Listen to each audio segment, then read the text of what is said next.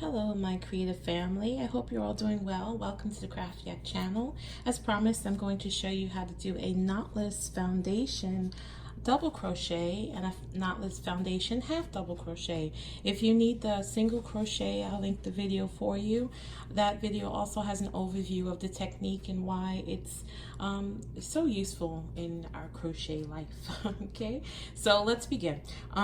Remember, we're not going to start with a slip knot. We're going to take the tail. Here's a tail end. Here's the strand that comes from the ball of yarn. Take that and put it over your finger with the tail here, the other strand here, and just give it a little twist. The tail is now underneath. See, the strands across, the tail is underneath, and the strand coming from the ball is on top. Go ahead and hold on to that, tension your yarn, and then insert your hook through the loop, yarn over, and pull up a loop. Holding on to that. That's actually your first chain, believe it or not. We're going to do two. So yarn over and pull up another loop. This is the foundation half double crochet that we're doing here. Okay, we're only going to use 2 chains. I know some people use 3, but it isn't necessary for this technique. Yarn over, find these 2 strands that are crossed right here, at the end, and then yarn over, pull up a loop. Now let's make our chain. Remember, you're making the chain and the half double crochet one after the other. Okay, so yarn over, make the chain first, and then yarn. You'll have 3 loops on your hook, and then yarn over, finish as you were doing a regular half double crochet, which is to pull through all 3. Okay, now you have this part here. All you do is cinch it up to the height of the stitch. Okay, that's it. And so let's continue. Let's do the next stitch. Let's yarn over, find the stitches at the bottom that cross right here, and remember those stitches at the bottom, you can tell the bottom from the tail. The tail is attached to the bottom. Yarn over, pull up 1 loop. Let's make that chain. Yarn over, make your chain, and don't tension too tightly because you don't want this bottom part to be too tight. Okay, I forgot to mention that. Yarn over, finish as if you would a half double crochet. All right, you see that? And then don't get, be careful not to get the side of the stitch mixed up with the bottom. The bottom looks like a V with 2 strands coming from it. The side, as you can see, has multiple strands, okay, and it looks different. So when you're beginning, be aware of that. All right, yarn over, go underneath those 2 strands, yarn over, pull up a loop. Make that chain, yarn over, pull up a loop. There's your chain. Yarn over, pull up as if pull through as if you would a half double crochet, all 3 loops. Let's do that one more time. Yarn over, go underneath those 2 strands, yarn over, pull up a loop, make your chain, yarn over, pull through 1, and then yarn over, pull through 3. And that's the technique, and as you can see, it's very neat. It doesn't have a slip knot attached to it like this one does. It doesn't have that awkward piece.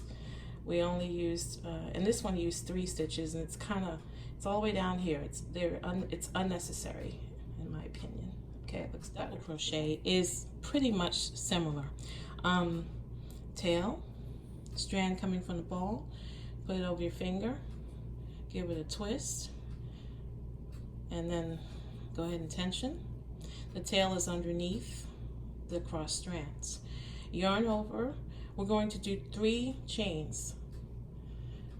I know, again, as with the half double crochet, I know that some people do 4 chains with this technique, but it is not necessary when you do the knotless version. Yarn over and go underneath those 2 strands, pull up a loop.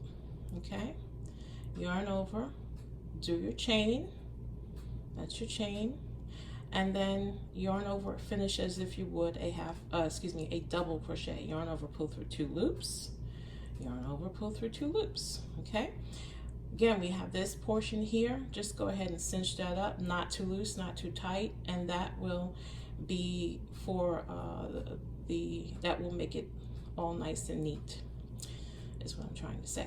Okay, let's do that again. Yarn over, find those 2 strands at the bottom, and where's the bottom? Where the tail is.